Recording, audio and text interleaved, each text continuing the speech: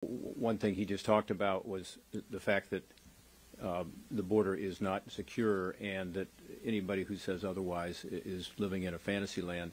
Let me give you one specific data point on this. In October, which is the last month for which we have Border Patrol numbers, there were more gotaways, as they call them. In other words, people that did not come up and present themselves to the Border Patrol. We don't know who they are. We do know that there are about 100 people who are on the terrorist watch list who apparently have gotten through. But we believe that these are people who are likely to have drugs with them or otherwise would not be eligible for even getting in under the asylum rules. And so they chose to sneak around the Border Patrol and to evade Border Patrol. Record numbers. So how is that a border being under control? Because you could argue, well, it's okay to let more people in, which is what the Biden administration wants to do, and have them wait and wait and wait and never deport them. Because through this asylum process, remember, the key number is that if you go through the process and have your hearing, that somewhere between 80 and 90%, 85% is the figure that I think is generally used, are turned down.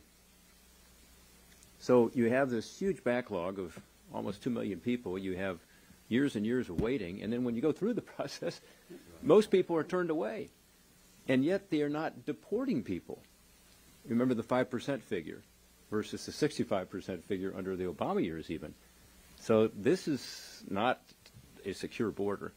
Finally, let me just say to Senator Lankford, and I wanted to say this in front of Senator Cornyn, Senator Kennedy, and others, we are trying. And in the Homeland Security Committee, which is a committee that has jurisdiction over the Department of Homeland Security, therefore a lot of border oversight, Senator Lankford and I can't even get a hearing on immigration.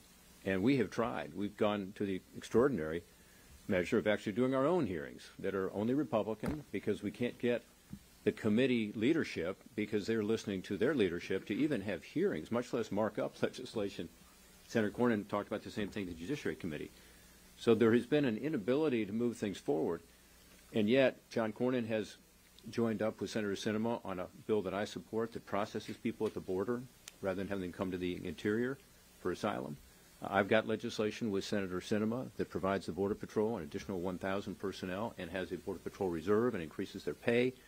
I've got another bill with Senator Risch with regard to making sure that the border wall is finally completed and the technology is put in place. Senator Lankford has other legislation that he's been working on.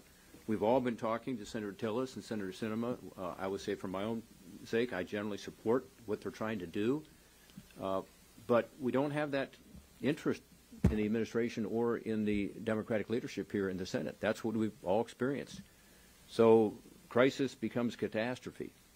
And my hope is, long after I'm gone, in a week, yeah, that you know, these responsible members who want to do something about this, who believe in immigration, believe it enriches our country, but believe that we have to stop all of the consequences of illegal immigration, including the fentanyl, including the sexual abuse, including the way children are treated. We have to deal with this issue.